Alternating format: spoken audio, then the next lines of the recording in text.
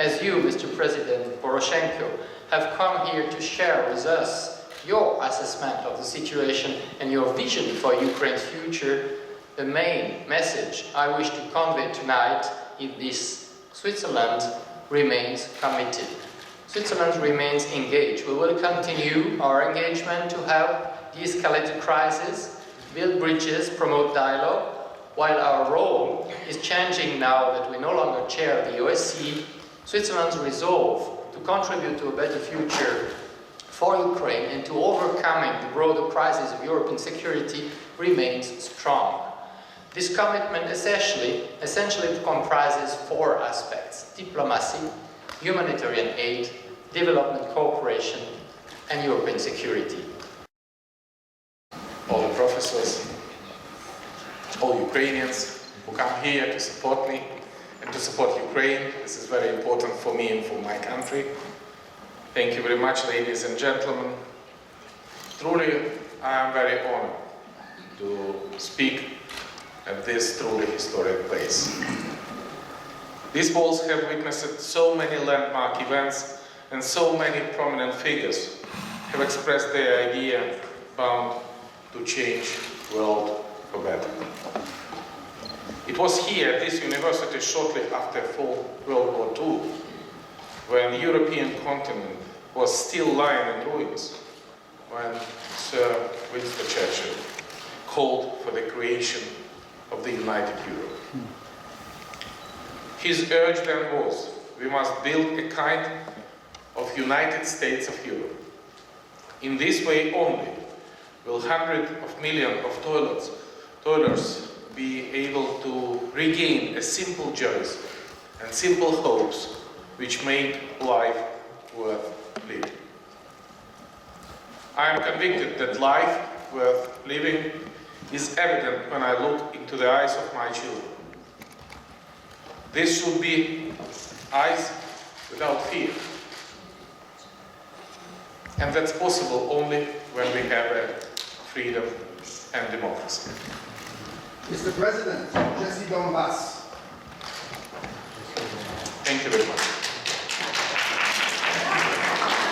Let's applaud this gentleman that he leave in our audience. Bye,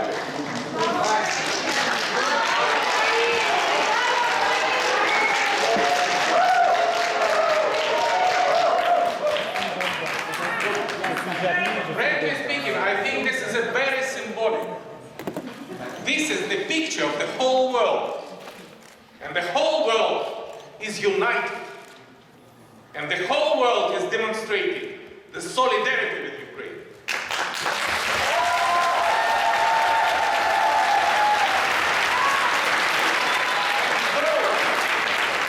And those who support the aggressor, he is in a complete isolation. No. Nobody in the world will support them. This happens in United Nations General Assembly Conference. This happened in the United Nations Security Council. This happens in the G20 meeting in Brisbane. This happened in Europe. This happened in the world. And that gives me a very strong hope that the perspective of the world is absolutely bright. That the values which united us is a freedom and democracy. And I'm absolutely sure that when we were united, the victory would be with us.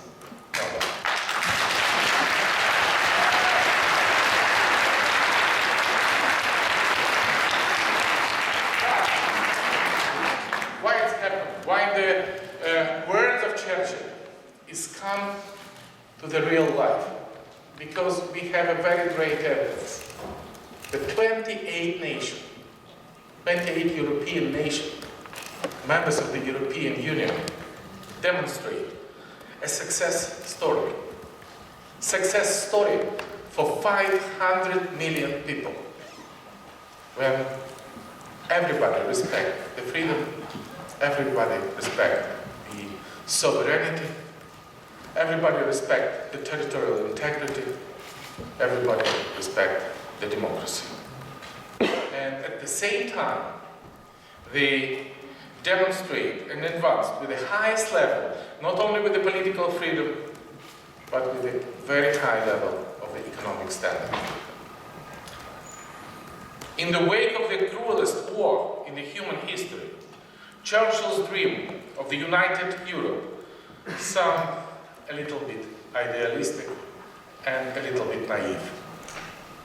Now, in the 21st century, Churchill's dream is not anymore. Churchill's idealism has morphed into reality. But after almost 70 years of the flourishing European project, the new global challenges have appeared, calling on the European leaders to seek further way to ensure growth and security, as well as the availability of the democratic liberties. Europe needs now a new impulse. The whole of Europe is again under attack. I repeat, not only Ukraine. Under attack now is the whole of Europe and the whole civilized world. And Ukraine now simply on the front line of this battle. The contingent ideas of the liberty and democracy are being directly challenged. The European Union, unlike Switzerland, cannot rely on its geographical endowments and its unique security model. I told about that, Didier Burkhalter. But it should look beyond its current borders to enhance its security. Today, the threats faced by Europe are similar to those that are now struggled against in Ukraine. My country waged a war against terrorism. It fights in the forefront of the European values such as freedom, sovereignty, and democracy. And Ukraine should become a full-fledged member of the European family of nations. I have no doubt. It should happen by already being its indivisible historic, spiritual, and intellectual power, already being a God, and if you allow me, already being a new symbol of the free Europe.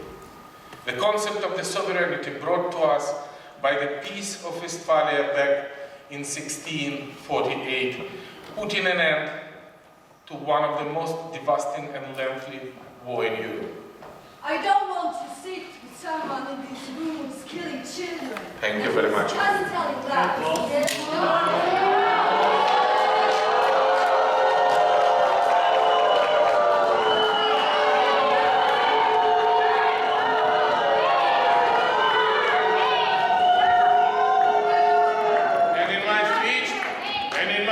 I said something about killing children.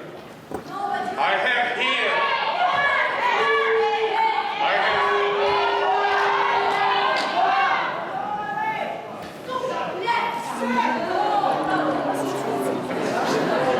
If anybody understands what she said, this is exactly the cultural level of this meeting.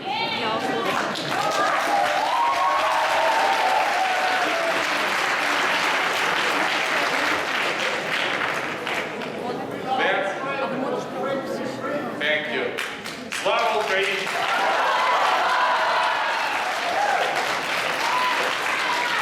That's very difficult to say about killing children.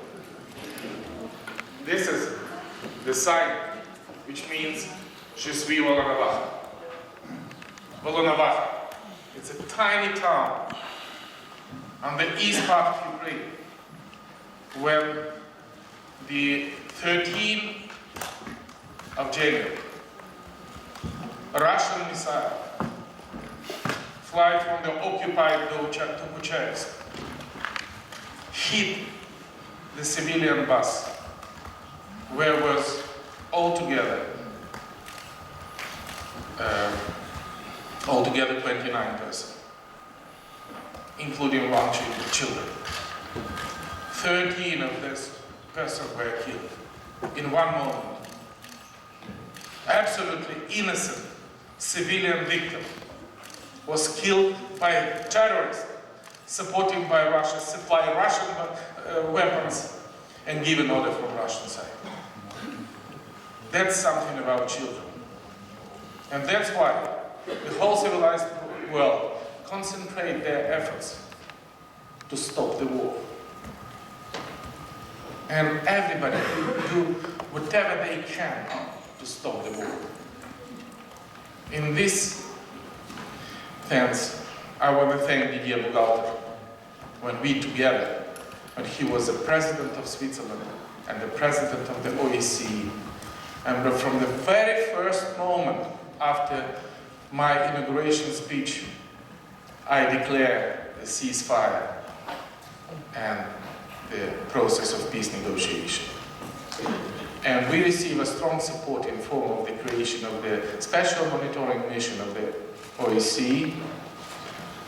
And we were absolutely open to demonstrate that Ukrainian people wants nothing by peace. And Ukrainian leaders want simply nothing by peace. And this is a foreign troops to come to Crimea and make an annex. And this is a thousands and thousands of foreign troops come to some part of the Donetsk and Lugansk region, killing the innocent civilians, attacking and supporting the terrorists. And I think this is a very important thing. Civilian people.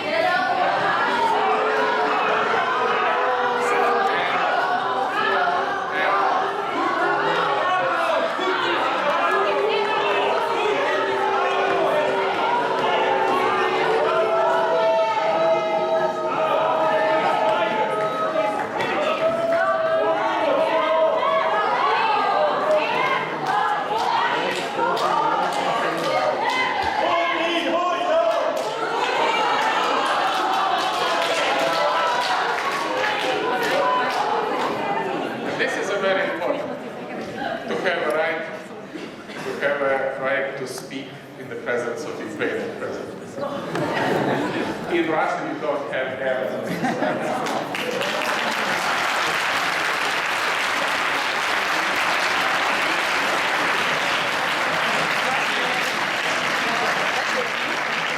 And in Switzerland and in Ukraine, we have a right to speak whatever we want. That's why we are stronger. Ladies and gentlemen, one may ask why Ukraine, as a member, would be more beneficial to the EU, reliable and predictable. Not even being EU citizen, the Ukrainians stood up against the bullet in defense of the core European values. What started as a student movement quickly involved all the Ukrainian generation who stood up defending their children. The faces of those who died in their country still line the streets of the downtown of Kiev. Their picture proved that they hailed from every generation, every social class, every region of Ukraine. We Ukrainians call them Heavenly Hungry. And they died defending not only their country, but also the values on which Europe is built. Freedom, dignity, rule of law. They go on the street of the Kiev exactly 1 year ago, on the 19th of February. The first massive demonstration, understanding that from those sides there is a riot police who has a bullet, who has a right, and who can kill every of them. They go there to defend the future of their country. And that's why we now have very high level of the responsibility to demonstrate that their heroism was very important for us. Ukraine has proven its democratic commitment should not be kept in the sidelines of Europe. Inefficiency and innovation-led sustainable economies, it is not long about the production factor, steel, coal or gas, but about the people with the potential, skill and vision alike. And Didier, I also want to build up in Ukraine, which would be not only famous with its chocolate, but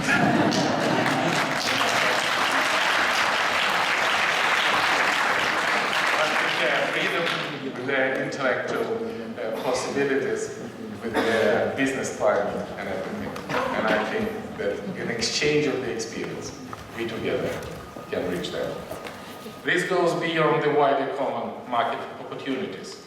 It is also about the single space based on the common values and consolidated community capable to efficiently interact to address the current challenges. Tolerance, empathy, support demonstrated by the Ukrainian people, sometimes speaking different languages and even practices different religion, can serve a good example for Europe in face of its current challenges. Hundreds, thousands displaced persons who fled from the Russian-occupied Crimea and war-torn regions of Donbass have found a hospitable shelter and support in central and western part of Ukraine. They believe in Ukraine. They believe in their country. And Ukrainian men do not escape the country, but go to Donbass and fight to win the peace.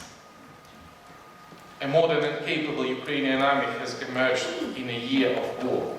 Ukrainian soldiers demonstrate impressive combat spirit, professional skills, and legendary heroism. In the international Donetsk airport, our soldiers withstood a siege of 8 months, earning fame as heroes. Alongside the soldiers served hundreds of brave volunteers, and under the hail of shells and gunfire, procure our army deliver medical and humanitarian help. Churchill called for Europe to arise, set peace and prosperity in these walls in the 19th of September 1946.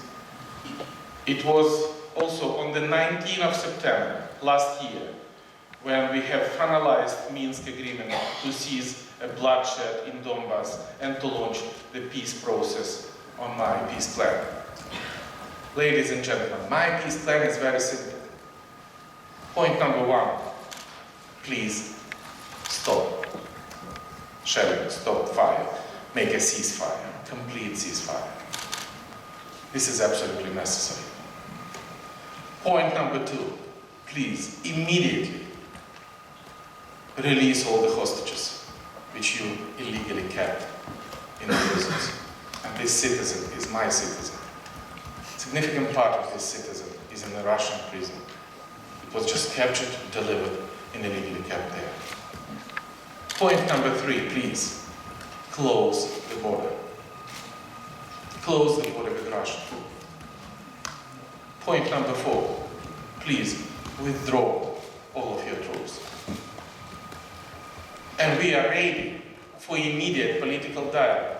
Because the only possible way in the democratic society how to keep the peace is very simple. The election. And we should make a free and fair election in Donbass. And me, as a president of Ukraine, are ready to have a dialogue with anybody who would be elected by the people of Donbass, not like to come with a machine gun to Donbass people and killing them.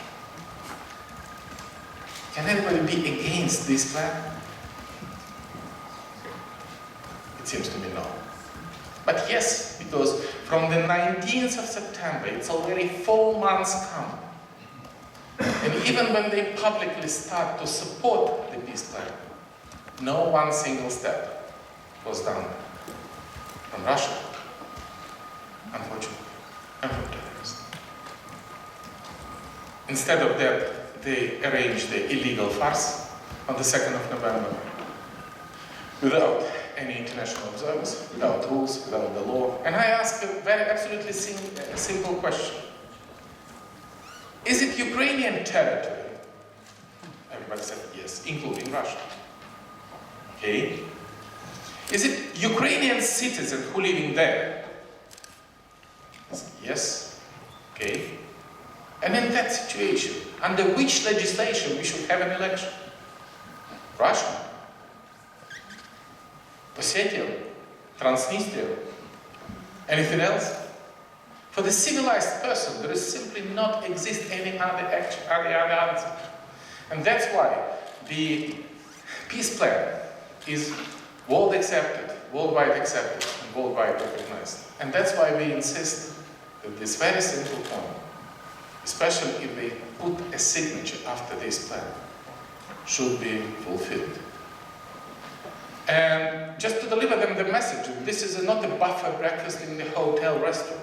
Then you can take one point of these 12 points and reject it from others. No, you should fulfill everything. Because this is the only way how to de-escalate the situation on the East. And why I propose this peace plan? Because during my election campaign, and immediately after that, I was demonstrated that I am a president of peace, not president of war. And with Minsk arrangement, I immediately declare what I promised, the ceasefire. And under this ceasefire, Ukrainian troops are standing without a right to open the fire, and the terrorists killing my soldiers. And it happened for 10 days. Then when we can declare the next ceasefire on the 5th of September, can you imagine that from this date, from the 5th of September, already 232 Ukrainian soldiers were killed. We do not reach any additional territory. They entering for some piece of our land and trying to make a picture. No. This is some conflict. Sometimes Ukrainian side violating that, sometimes terrorists violating. No. Ukraine is a responsible partner for the peace process.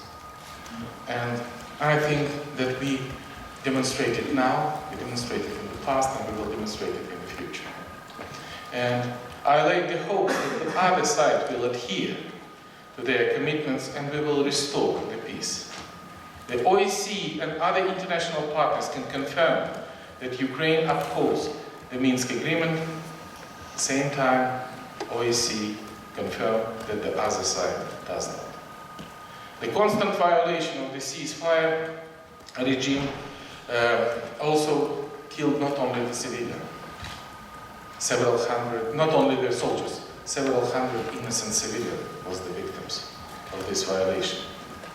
Despite the truth, the Russian-equipped, trained, and the supplied rebels continue to wage the war against the Ukrainian armed forces, shelling the residential area and killing civilians. Each day of the past year has been trauma for the Ukrainian people. I want to demonstrate to you just very few examples. On the June 8th, militants of the so-called Donetsk People Republic tortured and killed 8 priests of the Protestant church and filmed it on the video. It happened in Ukrainian city of Sloviansk. On the July 17th, the Russian missile brought down the Malaysian MH17 plane in the sky over Donbass, killing 298 innocent people and from 17 countries. And that demonstrates that terror is not only danger for one country, the danger for the whole world. And again, on the January 13, the terrorists fired at a passenger bus of Volnovakha, killing 13 and wounded 15 Ukrainian civilians. MH17 and Volnovakha bus passenger, Ukrainian priest of the Protestant church from Sloviansk, and Charlie Hebdo, parish kosher store victim of religious fanatics. They all come from different countries, but have fallen in one war of terror. Terrorism knows no border. The world has to react to these atrocities jointly and decisively. And I'm proud with the leaders in one line, with the leaders of more than 50 countries on the street of Paris with the sign, Je suis Charlie. Demonstrate. And there was some other sign. We are not afraid. That was the main messages for the people in Paris, and that is the main messages for the people in the world. We are not afraid, the terrorists, because we are united and we are strong. And again, Mr. Federal Chancellor, OEC Chairman in office, you made a significant contribution to facilitating the peaceful settlement. And again, all Ukrainian people appreciate these efforts. Yet, I believe that the democratic world must further consolidate a joint and resolute response to the aggression on my country and violation of the international law by Russia. The efficiency of this response will, in fact, affect the future path of Ukraine. I believe, and it is internationally acknowledged, that the only way to de-escalate the conflict is to implement Minsk agreement in their entirety and in the good faith. If there is no resolution, Ukraine will have to continue paying a too high price of human lives, enormous spending on defense rather than on reforms.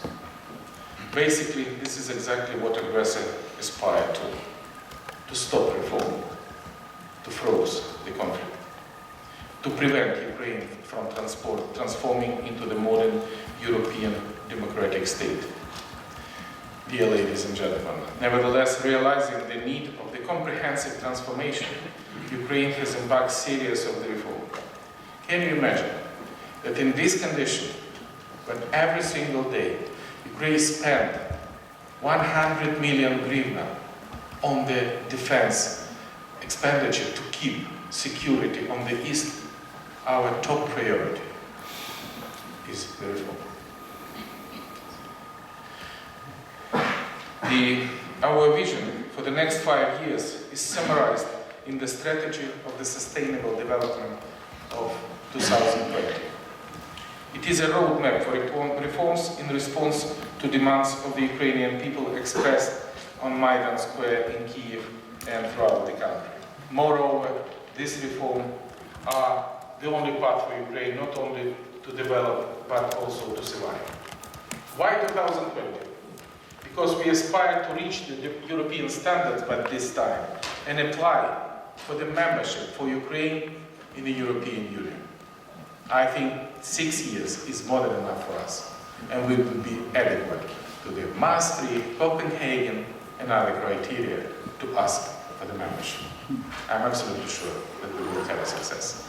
And I'm absolutely sure that at this level of support, Ukraine, among the European member states, and which is very important among the European people, we will gain this membership perspective. And I believe that the Ukrainian people deserve to be a part of the Churchill vision of glorious and united Europe. And so I gave this solemn promise of the complete transformation of my country, both to the Ukrainian people and to our partners in the European Union. I believe that we have means to achieve our aspiration. The current Ukrainian government are first in our history to have such a determined outlook and have already taken the step to reach them. I was several times in Ukrainian governments. Can you imagine that I was the only person who speaks English? Can you imagine that now? Can you imagine that now that only one minister not speaks English? He is very ashamed. He started to learn English. First, Ukraine will be democratic and free, and it will be effectively and fully exercise its sovereignty within the internationally recognized border. We are determined to accomplish a total of 62 reforms in 5 years, and we plan to achieve ranking by top 30 in the World Bank rating of doing business and top 50 under the Transparency International Corruption Perception Index. And we aim to significantly increase our GDP per capita, net foreign direct investment, inflow, and strengthen the national security and defense sector.